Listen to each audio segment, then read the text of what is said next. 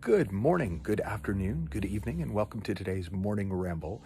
And I want to include a sort of I guess it's a trigger warning at the beginning of this one, which is I'm going to be sharing a metaphor that is to do with alcohol. And so if you're somebody who has had problems with alcohol and it's a sensitive subject for you, this one might not be for you, but it might be because it isn't really about alcohol at all.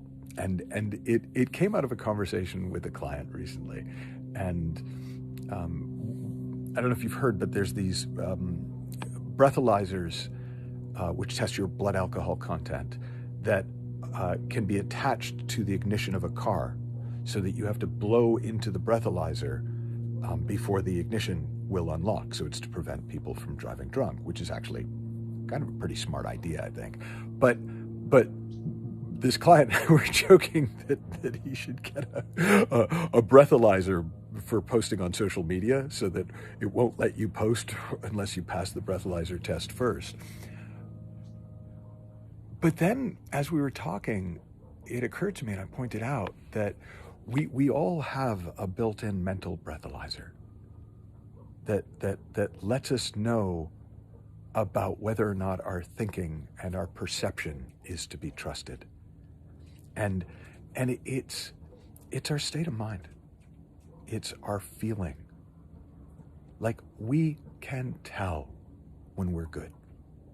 It would be sort of like if it had three levels. So like there was green, blue, and red. So green is good to go. Blue is just be a little more careful than you might normally be, and red is just don't. That our state of mind will tell us that in any given moment. And I've used a metaphor like that with traffic lights before, but I kind of like the breathalyzer one, because what it's letting you know is not about the content of what you're doing. It's not telling you don't go to the store, but it's okay to go on holiday. It's don't go here, but it's okay to go there. It's telling you. It's giving you a direct readout in the moment, real time, of whether your perception of life can be trusted in this moment, whether or not you can trust your own thinking in this moment.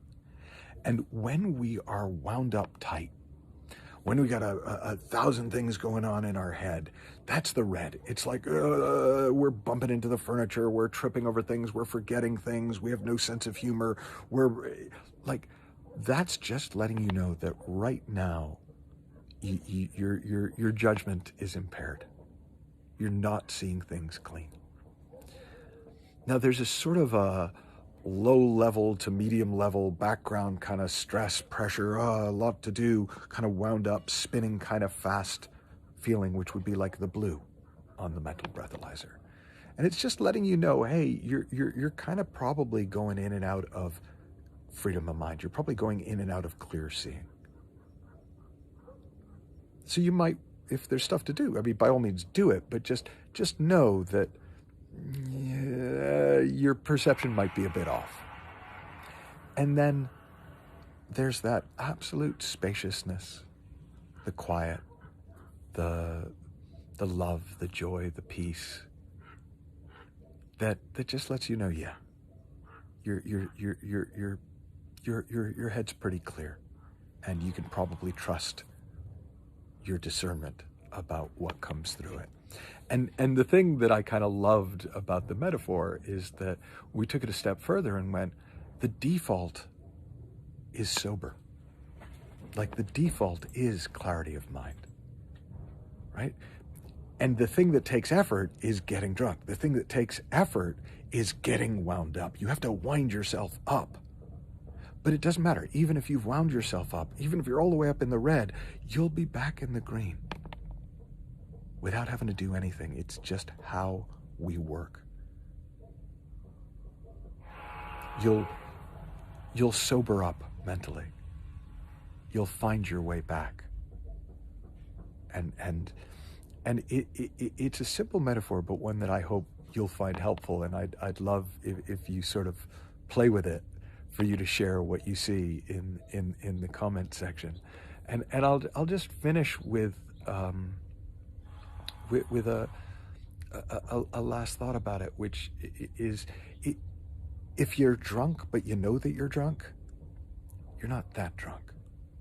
And if you're in a kind of a busy-minded state, in a distracted state, in a preoccupied state of mind, but you know it, you're probably still good to go.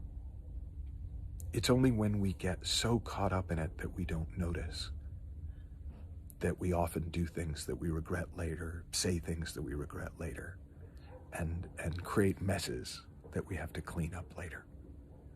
So, hope you find it a helpful metaphor. Please do share, and until next time, have fun, learn heaps, and I'll talk with you soon.